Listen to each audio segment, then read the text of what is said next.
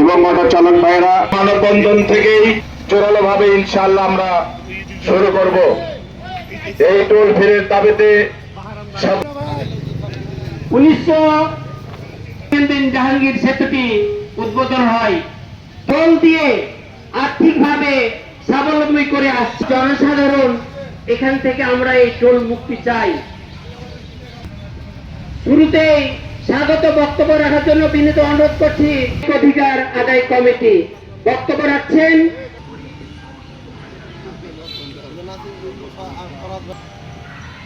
আসসালামু আলাইকুম। আজকে এই ব্রিজ যে তাহলে 400 টাকাতে তার সংসার কিভাবে চলে? তা আমরা এই অটো রিক্সাদের এবং মোটরসাইকেল ট্রাক বাস নাগরিক কমিটির সভাপতি মহোদয় বললেন যে আর্থিকভাবে যে ক্ষতিটা হচ্ছে উনি অটো রিক্সাওয়ালা প্রতিদিন তার নিজের অর্থকে এই ট্যাক্সের মাধ্যমে এই 93 সাল থেকে অদ্যাবধি আমাদের টাকা সাধারণ মানুষ যেন টোল মুক্ত ভাবে জীবনযাপন করতে পারে এবং সুস্থ জীবনযাপন করতে পারে। এবং এই সভাপতি চাঁপাইনবাবগঞ্জ নাগরিক অধিকার আদায় কমিটির সংগ্রামী এই দাবিতে আন্দোলনে আবার দাঁড়াতে হয়েছে। পরে দেশের আমাদের প্রতি যে বৈষম্য হচ্ছে ব্রিজ নিয়ে সংগ্রামী উপস্থিতি, আসসালামু আলাইকুম রহমতুল্লাহ। আমরা আজকে সুস্থ শরীরে আমরা আজকে এখানে উপস্থিত হয়ে এই মানববন্ধন অনুষ্ঠান রহমতুল্লাহ।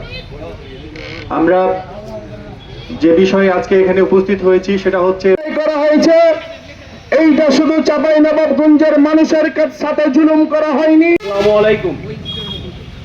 উপস্থিতি চাঁপাইনবাবগঞ্জ নাগরিক অধিকার দেখে না এখানে যিনি রোডসের এক্সেল আছে উনি মতিয়ার কানা। চাঁপাইনবাবগঞ্জ নাগরিক অধিকার আদায় কমিটি ব্যানারে আজকের এই ব্রিজ তৈরি করা হয়েছিল এবং 93 সালের পর থেকে এই টোল কাঁচা বাজারের জন্য একটা গুরুত্বপূর্ণ পয়েন্ট। আমাদের যে পয়েন্টে টোল ফ্রি দাবিতে